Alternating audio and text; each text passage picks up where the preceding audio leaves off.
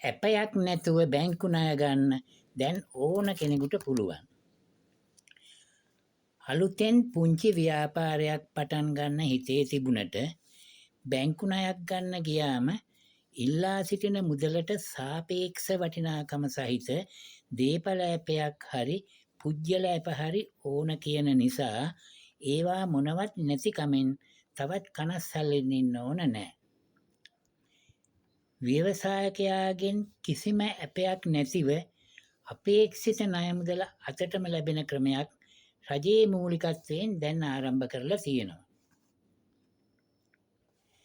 පවත්වාගෙන යන සුළු කර්මාන්තයකට හරි මධ්‍ය පරිමාණයේ කර්මාන්තයකට වුණත් ව්‍යාපාරයේ වැඩි දියුණුවට ඇප නැතුව මේ ණය ලබා ගැනීම හරිම පහසුයි. ආසියානු සංවර්ධන බැංකුව ඩොලර් බිලියන 50ක් යොදවලා මේ ඇප නැතුව ණය දෙන ක්‍රමයට දායක වෙලා තියෙනවා. බැංකුවකින් ණයක් ලබාගෙන සාර්ථක වන පුංචි ව්‍යාපාරයක් හරි පටන් ගන්න මේ නිසා හැකි වෙලා තියෙනවා. ණය සුරැකුම් ආයතනය හරහා සුළු හා මධ්‍ය පරිමාණ ඕනෑම ව්‍යවසායකයෙකුට මේ පහසුකම ලබා ගන්න පුළුවන්.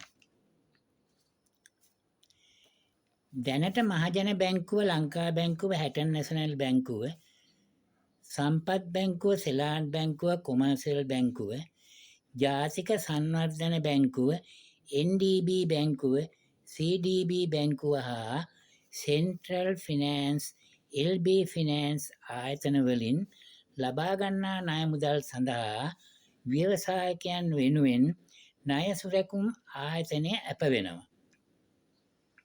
ලබා ගන්නා ණය මුදලින් 67%කට මේ සුරැකුම ලබා දෙනවා. මේ සඳහා තමන්ගේ ව්‍යාපාර සැලසුම, ව්‍යාපෘති වාර්තාව බැංකුවට ඉදිරිපත් කරන්න වෙනවා. ව්‍යාපාරයේ සම්පූර්ණ විස්තරය, පවත්වාගෙන යන ආකාරය, අපේක්ෂිත ලාභය, මාසික ණය වාරිකය ගෙවීමේ හැකියාව වාර්තාවේ පැහැදිලිව තියෙන්න ඕන. එය බැංකු නිලධාරියෙකුගේ තියුණු නිරීක්ෂණයකින් පස්සේ පිළිගත හැකි සාර්ථක වන ව්‍යාපෘතියක් නම් හා එම ව්‍යාපාරයෙන් ණය ගෙවීමේ හැකියාව නිරීක්ෂණය වන්නේ නම් බැංකුවේ අනුමැතිය සහිතව ඇප සුරැකුම සඳහා ඇප සුරැකුම් ආයතනයට ඉදිරිපත් කරනවා. එම ආයතනයේ සහතිකයෙන් පසුව ණය මුදල ඉක්මනින් ලබා ගැනීමේ හැකියාව පවතිනවා.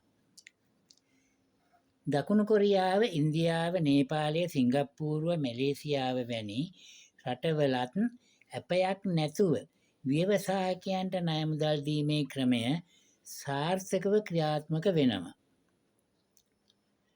මුලින් කිව්ව ඕනම බැංකු ශාඛාවකට ගිහින් අවශ්‍යතාවය පැහැදිලි කරාම ඇප ඉල්ලා ණය දීම ප්‍රතික්ෂේප කළොත් 0.70යි 57යි 77යි 805 අංකය අමතා පැමිණිලි කරන්නත් පුළුවන්. මේ channel එකට මෙතෙක් subscribe කරලා නැත්නම් subscribe කර like comment යොදා share කිරීම මැනවි.